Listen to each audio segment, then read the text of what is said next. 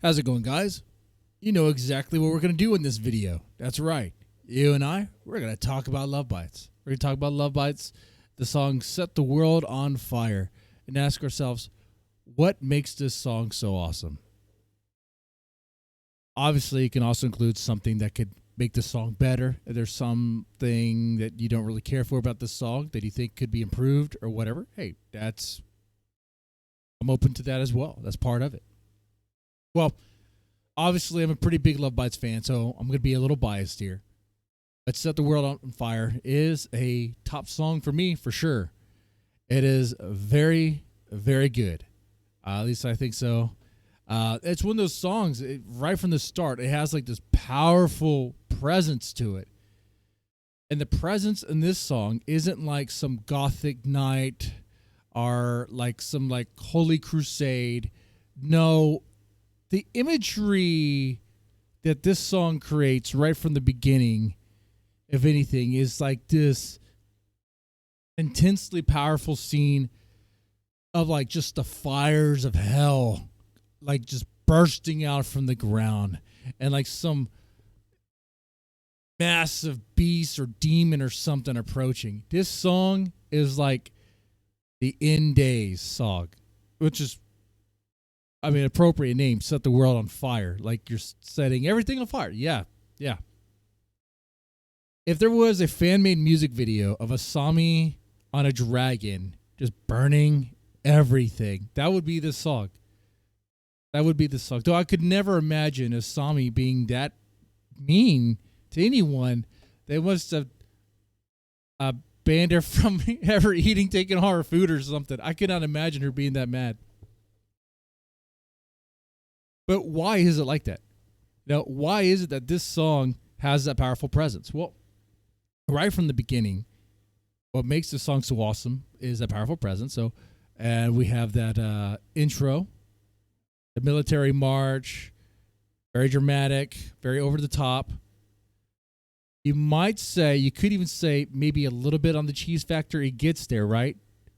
It does use like the cliche sort of tones that you would expect for something evil and just like something from hell. You know, it just has that wicked sound to it. Very alarming. That definitely sets it up there. Like but it works for this. I think the ladies execute this very well. And it doesn't stay in that moment for too long. I don't think so anyway. I think it goes, it shifts into this very rapid fire riff, which is a very cool way to transition. So you go from loud drums, guitar, like just then silence, and then you get just one guitar, kind of low, but it's rapid fire on that one thing. It's like, okay. And that rapid fire riff becomes the main riff throughout the song, and that thing there is a freaking beast. That thing there, it grabs you, it just thrashes you around. It is like old school Metallica. No, it's more than that. It's like old school. It's like Testament. It's like Exodus. It's like what, Death Angel? Is that the name of the band? It is high octane. Merciless thrash. That's what it is. Okay. It stays in that thrash mode. This song does for a good while. Like it is so heavy and bombarding on that.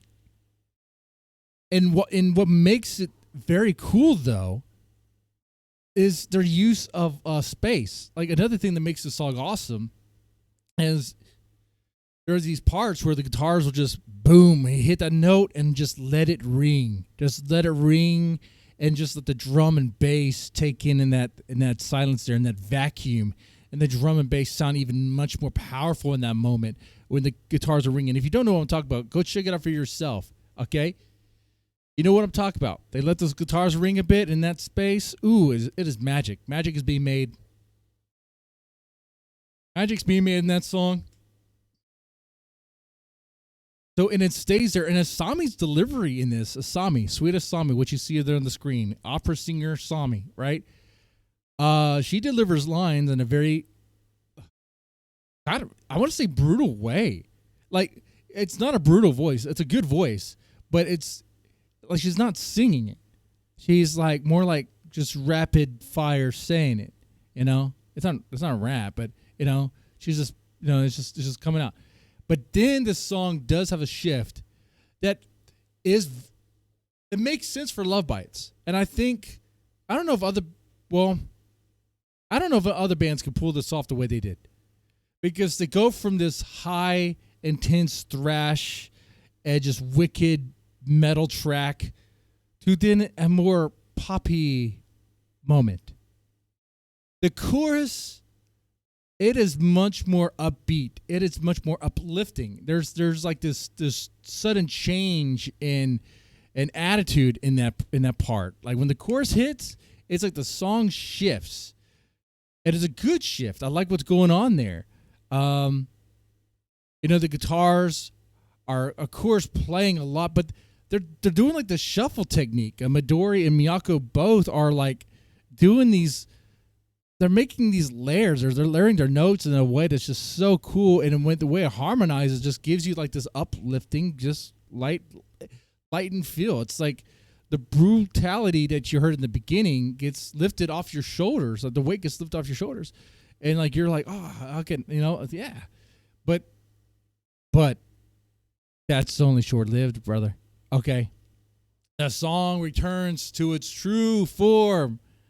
That aggressive form. We shift right back into the thrash. And I think that delivery, going to that kind of poppy chorus there, and then going out from that and falling once again into the unmerciful thrash. I think that's what makes this song so awesome. But there's also the solos. Oh, yeah, definitely the solos. You got to talk about the solos. It's not just the solos. Plural. That's plural. It is the launching pad for the solos. Like a lot of Love Bites songs, and this one in particular, there's usually a indicator that a solo is coming, and it's like a shift happens, and it's like the springboard or the launch pad that the solos take off from, okay? That happens here. And it goes right for the jugular. It's rapid fire guitars, okay? Cannot stress enough. Okay? And then from there, you get Midori, you get Miyako doing their piece individually. I don't recall which one goes first, but they both take a turn. And then they go play together. They twin it, right? You have the twin guitar action there. And it's just so good. Like, even the little solo work, what they're doing, there's rapid fire on the notes when need to be, very much like the riff, like the main riff we heard. So that's what's so cool about it. It's like the solo isn't like, it doesn't take you out from the song because it uses the same notes, the same elements that the song already had. It just puts it in a more intense moment. And it's just so good the way it's executed. It's like, oh, yes, please, more of that. But the song, once again, drops you back down to the abyss of the the heaviness factor of this song of Set the World on Fire. That's what I think makes this song so awesome, man. Those things right there. Is there something that could be worked on the song to make it better? I really can't think of anything. This might not be for everyone, this song. And maybe it might have to do with the military or the kind of military march in the beginning. Maybe it's a bit cliche in that. Maybe it's so over the top that it's like we get it. It is like doomsday metal, you know. It's like, and maybe that's not for everyone. But then again, that's okay. Hey, some songs are not meant for everyone. Some are, you know, it's not always like that. So I don't think that's anything that has to change.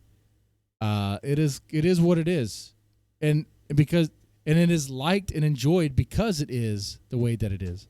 Okay. Anyway, that's what I think of this. Love Bites Set the World on Fire is an awesome track. Highly recommend it. And you guys let me know what you thought about that in the comments section down below. And y'all take it easy and have a good one.